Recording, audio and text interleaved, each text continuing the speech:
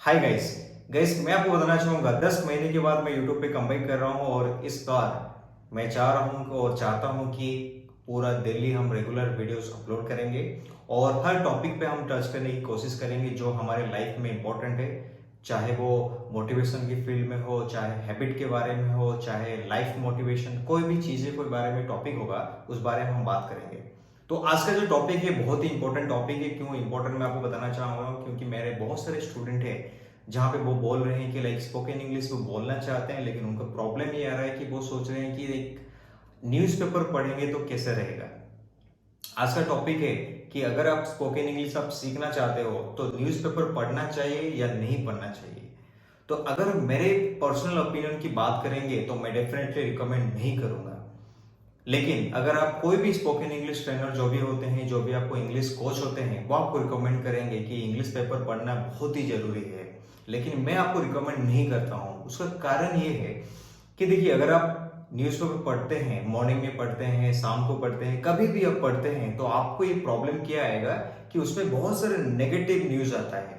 और अगर वो नेगेटिव न्यूज, सपोज आप मॉर्निंग में आप इंग्लिश सीखना चाहते हैं और आप कोई भी न्यूज़पेपर पकड़ लीजिए, आज के समय में कोई भी न्यूज़पेपर आप पढ़ेंगे उसमें नेगेटिव न्यूज भरा रहता है।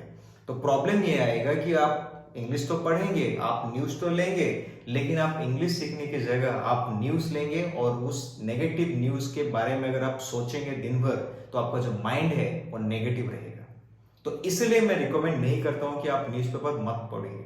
तो उसके जगह आप क्या कर सकते हैं, अगर आप रीडिंग प्रैक्टिस करना चाहते हैं, आप सेंटेंसेस प्रैक्टिस करना चाहते हैं, आप वर्ड्स नया नया सीखना चाहते हैं, तो बेटर मैं आपको रिकमेंड करना चाहूंगा, अगर आप न्यूज़पेपर पढ़ रहे हैं तो वहां पे एक पेज आता है जो एडिटोरियल पेज होता है, उसको आप पढ़ सकते हैं। क्योंकि प्रॉब्लम ये आता है कि आप न्यूज़पेपर अगर आप ले लेते हैं तो न्यूज़पेपर ऐसा है कि आप उसमें पहले पेज में जाएंगे, सेकंड पेज में जाएंगे, वहां पे बहुत सारे एडवर्टाइजमेंट होगा, बहुत सारी चीजें होगा और आप उसको देखेंगे, माइंड डाइवर्ट होगा और एडिटोरियल पेज तक पहुंचते तक आपको क्या होगा कि आप पढ़ने का मन ही नहीं होगा।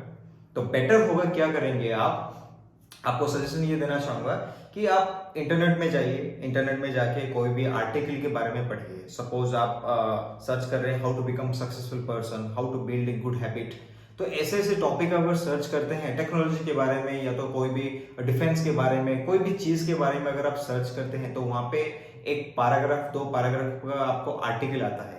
तो अगर उस चीज आप पढ़ते हैं तो वो क्या होगी, पॉजिटिव न्यूज या तो पॉजिटिव आर्टिकल आप पढ़ते हैं तो वो आपके अंदर जाएगा, तो वो दो काम आ सकता है, आपका माइंड भी पॉजिटिव रहेगा, आप इंग्लिश भी सीख सकते हैं। तो इसलिए मैं रिकमेंड करता हूं कि वो नहीं करेंगे। और सेकेंड चीज जो आप कर सकते हैं, आपके पास कोई भी इंग्लिश किताब होगा, आप उसको पढ़ सकते हैं। आपके पास इंग्लिश किताब ऐसा फिक्शन हो सकता है, नॉन फिक्शन होता है, सेल्फ डेवलपमेंट, फिनेंस बुक, कोई भी बुक्स, आप उसको पढ़ने की कोशिश करें। बहुत समय में मैं आपको एक चीज यहाँ पे बताना चाहूंगा कि मैं जब भी किसी को बोलता हूँ पढ़ने के लिए, वो क्या करते हैं, वो पढ़ते हैं और वो ट्राई करते हैं उसको समझने के लिए। अगर आप समझ रहे हैं उस चीज को पढ़ के, वेरी गुड, कोई प्रॉब्लम नहीं है। अगर ये प्रॉब्लम होता है कि आपको समझने में प्रॉब्लम हो रहा है, तो आप क्या करेंगे, आप समझने की कोशिश मत करिए इनिशियली, आप सेंटेंस पढ़िए, लाउडली पढ़िए और उसको कोशिश करिए कि कैसे आपको फ्लो बना रहेगा। और अगर आप एक सेंटेंस पढ़ते हैं, आपको ये वर्ड आपको आता नहीं है, तो आप उसको सर्च करेंगे, तो यहाँ पे क्या होगा, जो रीडिंग प्रैक्टिस, जो आपका रिदम है वो आपका टूट जाएगा। तो मैं आपको रिकमेंड करना चाहूंगा, आप क्या करेंगे, जो भी आप पढ़ते हैं आप उसको कंटिन्यूसली पढ़िए, लाउडली पढ़िए विद द करेक्ट प्रोनाउंसिएशन। और उसमें क्या करेंगे, आप अगर समझ नहीं पा रहे हैं उसको स्किप करिए, आपका रीडिंग प्रैक्टिस होना चाहिए, लाउडली पढ़ते जाइए, ये चीज आप कर सकते हैं।